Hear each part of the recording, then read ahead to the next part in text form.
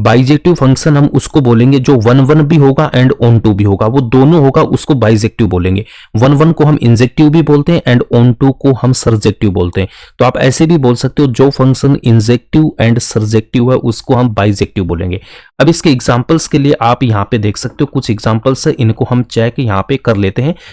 यहाँ पे देखो, फर्स्ट वाले में अगर मुझे इस डोमेन को देखना, डोमेन में कोई भी एलिमेंट मेरा छूटना नहीं चाहिए, हर एक एलिमेंट की यहाँ पे कोई ना कोई इमेज है क्या? बिल्कुल है। अब अगर इन सब की डिफरेंट और यूनिक इमेज है क्या? यस। 1A से कनेक्ट है, 2B से, 3D से, 4C से, सबकी डिफरेंट इमेज है, तो ये 1 1 है। अब ऑन टू के लिए आपको क्या करना है, इस को डोमेन को चेक करना, इसका कोई भी एलिमेंट छूटना नहीं चाहिए। E एंड F की कोई प्री इमेज नहीं है इधर, ये इधर डोमेन के किसी भी एलिमेंट से कनेक्ट नहीं है, इसका मतलब ये ऑन टू नहीं है। ऑन टू नहीं है तो वो क्या होगा? इनटू हो जाएगा। सेकंड एग्जांपल में आप देखो 1 और 2 की इमेज बी आ रहा है, इसका मतलब ये क्या हो गया? मेनी वन होगा। ये 1 1 नहीं है, दोनों की सेम इमेज आ गई, 1 1 नहीं है। जो फंक्शन 1 1 नहीं होगा वो क्या होगा? मेनी वन होगा।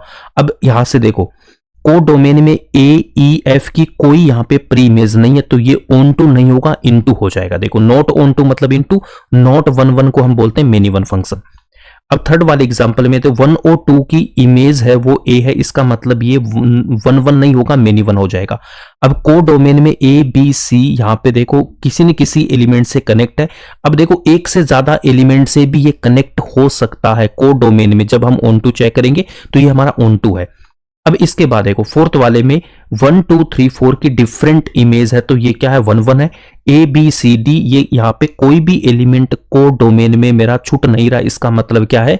ये आपके पास में ऑन टू भी हो जाएगा। तो जो फंक्शन 1 1 और ऑन टू होगा उसको हम बाइजेक्टिव बोलेंगे। तो यहीं पे आपका ये बाइजेक्टिव वाला फंक्शन का जो भी है कॉन्सेप्ट कंप्लीट होता है। बाकी डिटेल वीडियो देखना आप प्लेलिस्ट में जाके देख सकते हो।